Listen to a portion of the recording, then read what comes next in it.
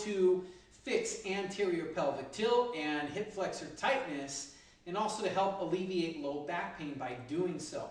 So hopefully you've gotten through the first couple of videos, and if you're here this long, then we've got a lot more to cover. So I want to talk about one of the big exercises. So when we look at hip flexor tightness, abdominal weakness is usually associated with it, and hip weakness of the hips, particularly the glute maximus, the hip extensors, glute maximus and the proximal hamstrings. So think about the hamstrings, they attach up to the ischial tuberosity at the hip, and they help work to assist the glute in hip extension, okay? So what happens with these muscles is they tend to become weak and inhibited.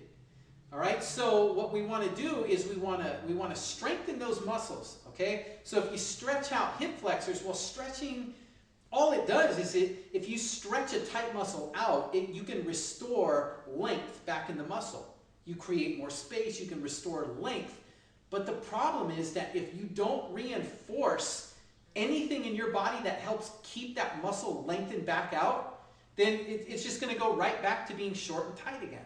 So with stretching, if you just use stretching or just use massage or heat or things like that, you're going to get some relief, but it's only going to be temporary, right? Oh, it feels good when I stretch. Well, then by the end of the day, after you sit at the office at the desk for 10 hours, or you're sitting at the computer screen at home, or you're driving all the time and you're in that shortened position, by the end of the day, you're a wreck again.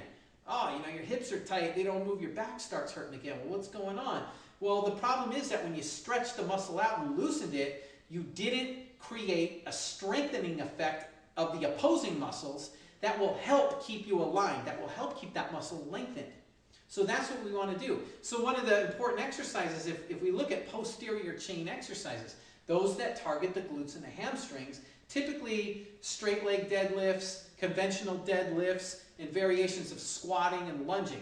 So with a squat though, what's interesting is that a lot of people get back problems, they get even knee problems and hip problems when they squat. And they assume that squats are bad for their back or they're bad for their knees. But in every case that I've seen, I've done this for over 12 years, and I've worked with the everyday average Joe to high-level athletes to patients in physical rehabilitation, and I have not yet once seen somebody who cannot squat pain-free. And believe me, you better be able to squat if you want to exist in this world that we live in, because you need to squat to do so many things. So if anyone tells you you don't need to squat, then tell them they don't know squat, because you have to be able to squat. And most people can't squat functionally, particularly when they have aches and pains going on. They can't squat very well. And they never learn how to do it, and their activity level's limited, and then they wonder why they live in this life of pain. Well, when you squat, typically, or if you're deadlifting or whatever, we tend to assume that just because it's designed to target the muscles like the hip extensors, we assume that that's what it's doing.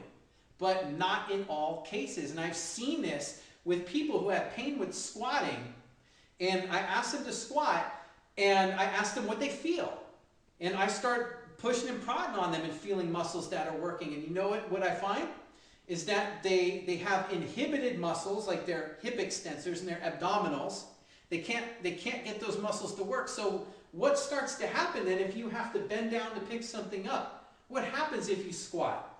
Well, something has to work to get you to move from point A to point B, because your body is basically saying, okay, I'm being asked to move this way, so I'm going to do the best that I can. I'm going to get all the muscles that I can to help me out and get this movement going.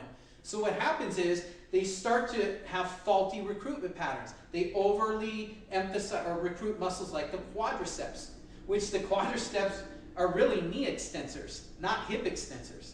But you'll feel a lot of times when you squat, and if you want to know what you feel, do this. Do a squat test. Hold yourself in this squat position, arms out like that, squat, hold that position, hold it for 60 seconds, and just notice what you start to feel.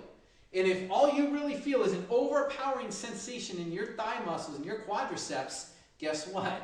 You've got some issues with quad dominance and potentially some inhibition of the hip extensors, okay? Other things that might happen are sometimes they get cramps in the hamstrings.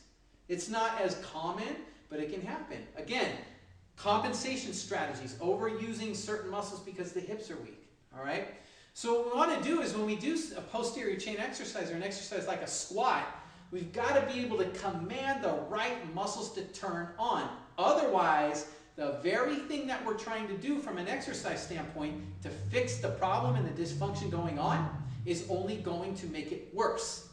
If you are overusing your quadriceps and they have an attachment up at your hip and they can help assist pulling your hip into anterior pelvic tilt, okay? If you don't have the power in your hip extensors to drive you up, then guess what? Your lumbar extensors will start to pull.